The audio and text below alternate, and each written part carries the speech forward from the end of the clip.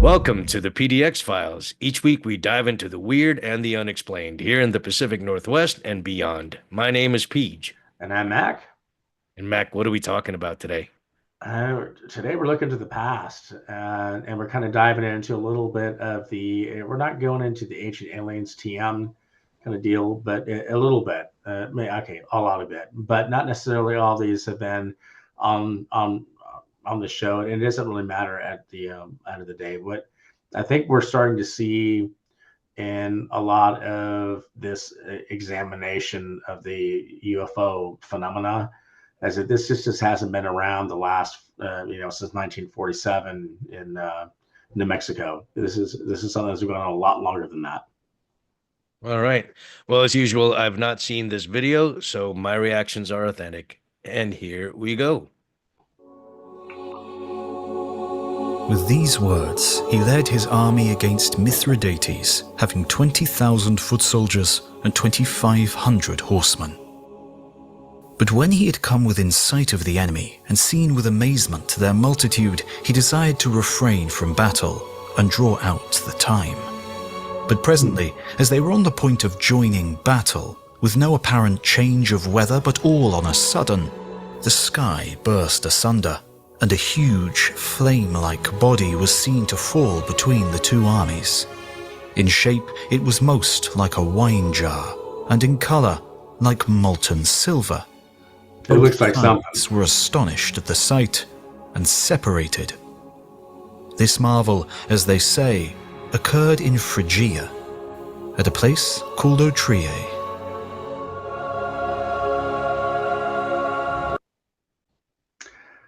I mean, that's what is that? I can't remember what that kind of art is called, unless that's totally fake. But it looks like to me like it's kind of real because it's got some bricks around it. But I don't know.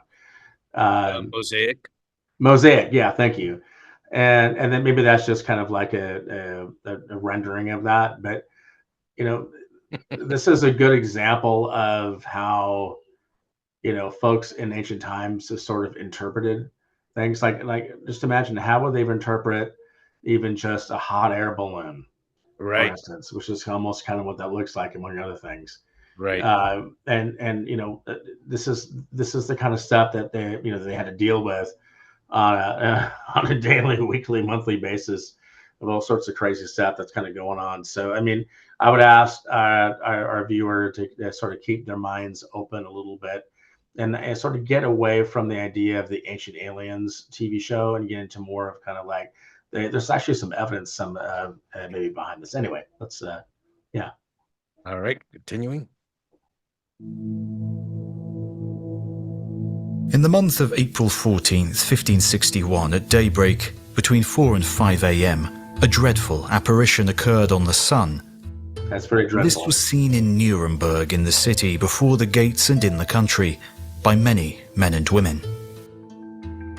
At first, there appeared in the middle of the sun 2 blood-red semicircular arcs, just like the moon in the last quarter. Above and below and on both sides of the sun, the colour was blood, and in the sun there stood a round ball of partly dull, partly black, ferrous colour. In between these globes there were visible a few blood-red crosses, between which there were blood-red strips becoming thicker to the rear and in the front malleable, like the rods of reed grass. I'm not believing anything he says. These all started to fight among themselves. The globes flew back and forth among themselves and fought vehemently with each other for over an hour. And when the conflict in and out of the sun was most intense, they became fatigued to such an extent that they all, as said above, fell from the sun down upon the earth, as if they all burned. And they then wasted away on the earth with immense smoke. After all this, there was something like a black spear, very long and thick-sighted. The shaft pointed to the east, the point pointed west. Again, imagine, I mean, there's whatever such signs mean, God a lot of alone imagination knows. there. Although we have seen, shortly one after another, many kinds of signs on the heaven, which are sent to us by the Almighty God to bring us to repentance, we still are, unfortunately, so ungrateful that we despise such high signs and miracles of God. The God-fearing will by no means discard these signs, but will take it to heart as a warning of their merciful Father in heaven, will mend their lives and faithfully beg God that he may avert his wrath, including the well-deserved punishment on us, so that we may temporarily here and perpetually there live as his children.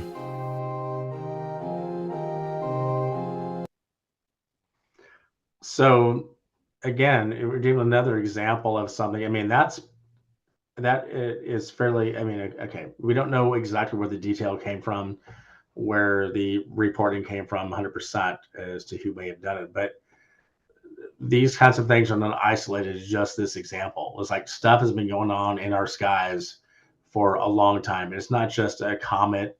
It's not, I mean, this is like interactive, like actually happening stuff, right?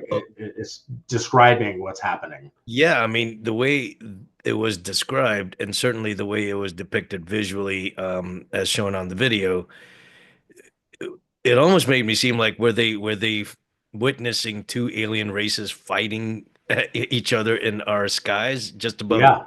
just above the planet? Yeah, that's what it made it look like to me. What's that? The guy that does the Transformers movies, Zach something or whatever his name is, with all the huge explosions and Or whatnot. Yeah, we don't watch. I don't watch the Transformers movies, but it's that kind of thing. It's like you're watching a fucking action movie above your head. And you're like, holy fucking shit! I don't know what's going on. It was kind of interesting today. I was driving my son back from a kind of a daycare thing, and there's a lot of clouds in the sky, and you can sort of see the sun a little bit through the clouds. It's like, that's the moon. It's like, that's not the moon, that's the sun. It's like, that looks like the moon to me. Why is it not as bright as the sun? Because it's covered by clouds. But could you just imagine the people seeing things like this type of thing? And this is just like a very innocuous kind of observation by my son. But if you can imagine like the different things that makes them put that into an art form, which is not easy. You can't just go down to Home Depot or to Joann's and start crafting. You have to, when you do something, you take it seriously back in those days. And to me, they think that Nuremberg, I don't know if it's a mural or that is, and the discussion around it, it's pretty compelling. Yeah, and it's funny because again, for the folks watching the video, and if you're listening on the podcast, please do watch the reference video as well for a little bit Yes. of context. But towards the end there, when they were describing that after the what looked like an aerial fight, then there was one flying object remained that looked like an arrow. It kind of was giving me a little bit of that. I think it's called the Star Destroyer in Star Wars. The Yeah, it did look like that a little huge bit. ass ship. I mean, essentially, it sounds like what they were describing was the Independence Day dogfight, like in the very beginning, like all Yeah. these shits going down, and who really knows who won. But I mean, I think that's fascinating. As we're going to see throughout this video, this other examples are just as compelling. All right. Well, let's go ahead and continue here.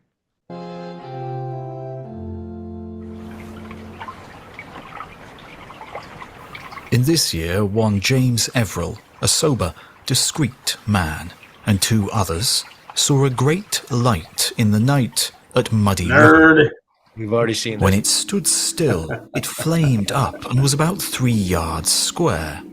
When it ran, it was contracted into the figure of a swine.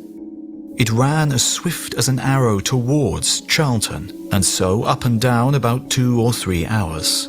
They came down in their lighter about a mile, and when it was all over, the men found themselves carried quite back against the tide to the place they came from. Diverse other credible persons saw the same light, after, at about the same place. That was a different story than I was expecting because I thought we'd Yeah. talked about Winthrop before. Yeah, and I think that, again, if you listen to the way they talk about things back in those days, they're like very like literal in everything that they say. So you almost have to like have some sort of interpretation of it, because but that all sounded very scientific the way it was described, and kind of weird, I gotta say. Hopefully he didn't have too much of the local The local mead. cider, or mead or cider. But he was talking about a tide and a light that was like making those types of things happen. I mean, again, there's only 5 of these in this particular video.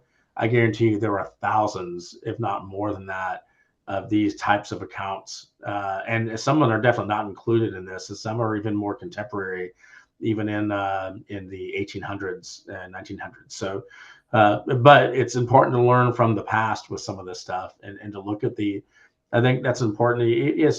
As we've done in ghost hunting, look at the preponderance of the evidence, look at the different things that are going out there. Okay, what's a common theme? How much evidence is there for it? There's a lot of it, and that's kind of why I kind of like this particular video, because it's going back in the day when people didn't have video cameras. They didn't have the kind of resources that we have today. I like that, the description again for this particular section, that the people are calm, and that they're of well reputation, good reputation and whatnot, so as not to question the validity of what they're saying. Yep. All right, here we go.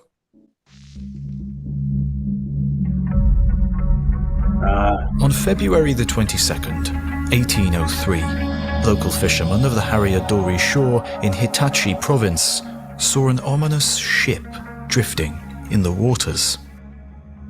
Curious, they towed the vessel back to land, discovering that it was 3 meters high and 5 meters wide, reminding the witnesses of a kohako.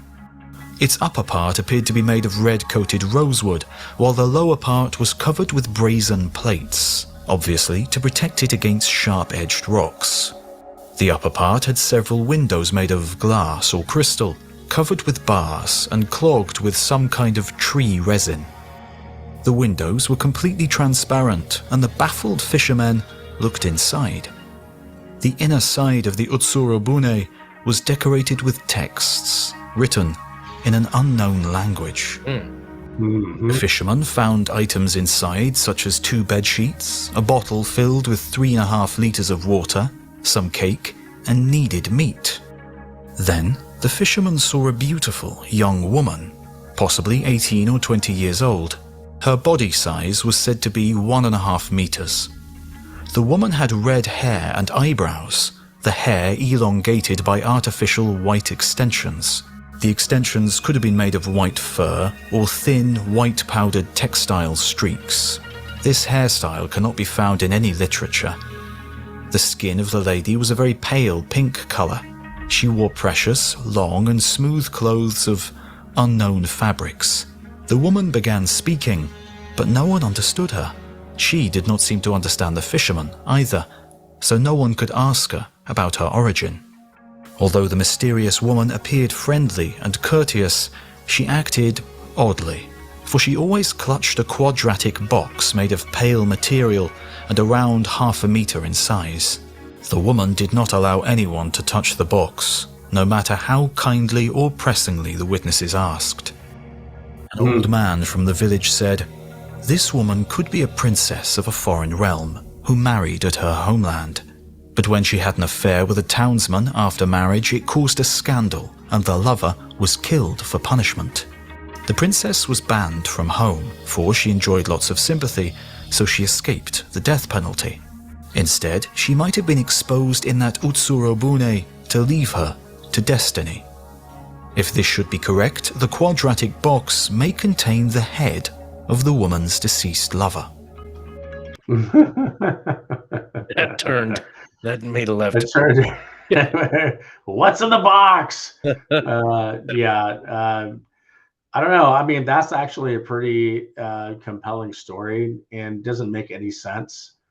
Like it doesn't associate with any legend that I know of, or that maybe you know of from Japanese culture. Not that we're well versed, but I think the description of the craft.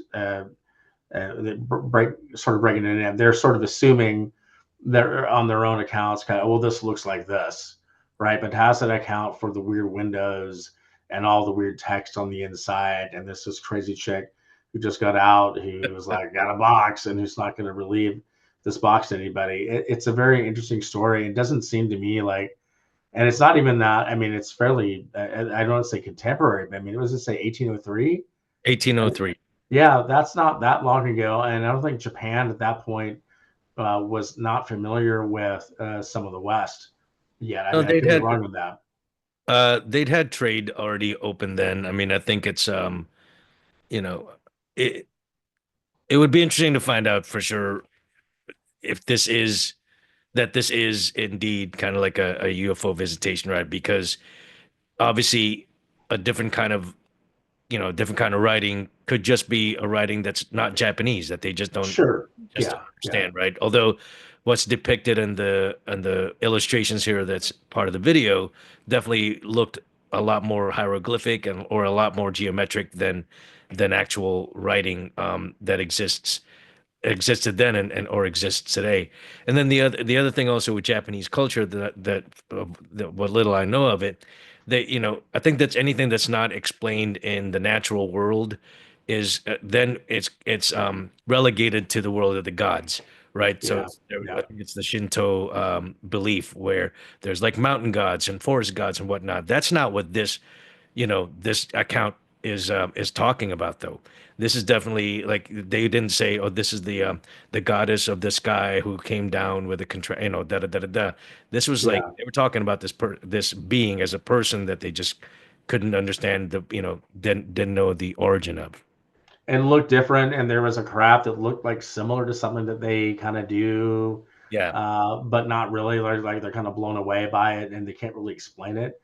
And again, this gal gets out. Who knows if it's actually someone who's real or not? But yeah, it almost kind of delves into that paranormal way of looking at things as well. It's like, what the? If I saw that shit, I'd be like, what the fuck is this? yeah. I Is mean, what I'd yeah, be thinking. exactly. Like they did not explain it like as if it were one of the Japanese gods or goddesses. Yes. It was Yeah. explained more in terms of, and like you said, this 1803, they'd been exposed to other parts of the world by then, because of trade, and so they would have been able to say, and I think that's what the old man in the video was having said, that she came from another Maybe world. she's some princess that got lost and But yeah, but the description of the craft and description of the woman of the being is definitely interesting. although in this photo here, it looks like she's carrying some government cheese, but we'll leave it at that. And maybe that's why she was clutching on it. I was like, hey, you know how That's much all I got. what I did in order to get this government cheese. Right. In the past, a very similar object with a woman was washed ashore on a close-by beach. During the incident, a small board with a pinned head was found. The contents of the box could therefore be the same, which would certainly explain why she protects it so much. It would afford lots of money and time to investigate the woman and her boat. Since it seems to be tradition to expose these boats at sea, we should bring the woman back to the Utsuro-Bune and let her drift away. From human sight it might be cruel, but it seems to be her predetermined destiny. And so, the fishermen reassembled the Utsuro-Bune, placed the woman in it, and set it to drift away into the ocean. Yeah, I mean, you got to go your own way, right? And maybe I don't. Maybe the ship just had to relax there for a bit, and so it can go back to ET. I don't know. It's a very weird. Again, it could be paranormal related, certainly, because I can almost see that being kind of like certainly like a ghost kind of thing. But I mean, Yeah. who knows? All right, continue here.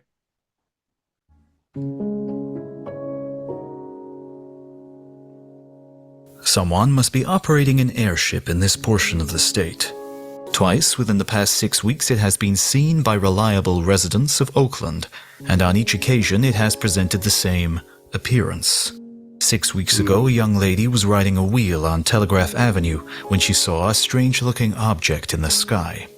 It appeared to descend gradually, but regularly, as though under perfect control, and it disappeared in the direction of San Francisco. Another witness to the visit of the airship is Selby Yast, a member of the Oakland Guard. He was a little behind time and was taking his car towards Piedmont, trying to recover the few minutes he was behind. As he passed 30th Street, a little boy stood in the road and cried, "Gee whiz, what's that?" The passengers heard it and immediately looked at the direction in the sky where the boy was pointing. They had no difficulty in seeing the airship. "When I looked ahead," said Mr. Yast today, "I was mystified. And I may as well confess I was. I don't like to admit to myself that I had suddenly gone crazy, but really for a moment I did wonder if my senses had abandoned me. The most peculiar feature of it was a powerful headlight, and another light which seemed to be in the bottom of the machine and to shine directly on the earth." Yeah, that's it looks similar to the Battle of LA a little bit, almost, in the previous video. But yeah, I mean, that type of stuff didn't really exist as far as like having that type of effect on folks. I mean, you have at that point, I think you did have the hot air balloons, but to be able to shine lights down and to have some kid not recognize him, like, what is gee whiz? I didn't know gee whiz went back to 1896. So I'll give him that. But the guys are just like, yeah, am I going crazy here? What am I seeing? Because you didn't have drones, right? Like we're having drone activities and things like that in today's day and age. Like we're not gee whizzing about that. We're like, okay, that doesn't seem right. We're not going. No one thinks that they're crazy. So to be able to see something like that, his description already gives it, and even the kid just like, oh my god, what's that? Basically, like that gives a lot of credibility as far as this so far. And I'm doing. I just did a quick Google search here because the Wright brothers did not invent the flyer until 1903. Right. To your point, nothing was in the skies that would With have lights like that for sure. Exactly. Right? Yeah. Exactly. Interesting. All right. Continuing here. It came into view from the direction of East Oakland, passing over Piedmont, and according to the story of the passengers, seemed to descend in such a manner as to indicate that it would land somewhere in San Francisco.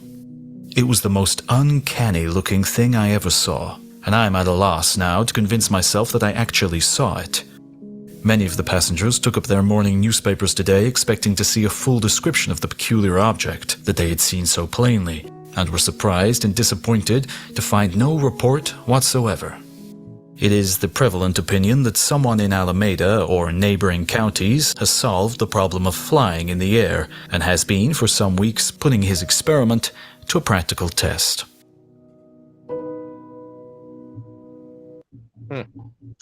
I mean, maybe that's certainly certainly a possibility. That, I mean, I guess it didn't describe it doing anything like crazy as far as like movements, and I don't know if those drawings are accurate, if those are actually from the newspaper, like people were seeing propellers, but I feel like that wasn't that uncommon to see something like that anyway. I mean, like, oh, okay, there's some lights coming down, you know, but it wouldn't be like they could focus the lights like that. They had no ability to do anything like that. So it was either someone who did figure that out, right, and was able to attach it to some sort of flying machine. But again, it could be nothing. But I think we can learn a lot from the past when we're looking at some of this stuff, and not just look at videos and newer photos of these things that sometimes mirror the descriptions from the past. You got to look at the past first to see what you can learn to help you with the now and the future. Yeah, and it was I did a quick Google search here as well. Like the first successful steered airship or the blimp was in 1852. So we're talking about 40 years down the road here. It had been around. It had been around, and so they would have been able to say, "Hey, that's a blimp." Yeah. Or whatnot. The gee whiz, the boy saying, "Gee whiz, is that a blimp?" That would have been what the something like that. But he didn't say that. It's like, what the fuck is that? Is basically what he's saying. He didn't say what the fuck, but yeah, absolutely. That's what he's thinking if he knew what the fuck meant at that point, I guess. But yeah. It'll be another 100 years, I think, before what the fuck. What the shit is that? But so it's interesting. I mean, I think when you had proposed you know, I think that you titled this ancient old UFO stories. I was thinking a little bit more of that crazy Greek hair, crazy hair Greek guy in the ancient UFO TV show. No, there's lots more than that. That's much more contemporary, and even in some of the older stuff, it isn't as crazy as what they talk about. In I know they have brought up, I think, that one in Nuremberg a little bit in Ancient Aliens, but they haven't delved into it as much as I think they should. I think, there's even like there's a painting of Mary, isn't Mary and the baby Jesus, and having some weird shit going on in the Hmm. background that looks like a UFO. I'll have to look into that one again. But you look at art and you look at the stories and you look at history, and stuff has been going on that matches very closely to the things that we're seeing today. It's not just a bunch of like idiots who can't possibly understand what's going on. They're seeing things. Yeah, absolutely. So yeah. Well, if you enjoyed this content, please give it a like and share it across your socials to help get the word out about our show. If you hadn't already done so, please subscribe, and on YouTube, hit that notification bell to make sure you don't miss out on future episodes. Thanks for tuning in. We'll see you next time.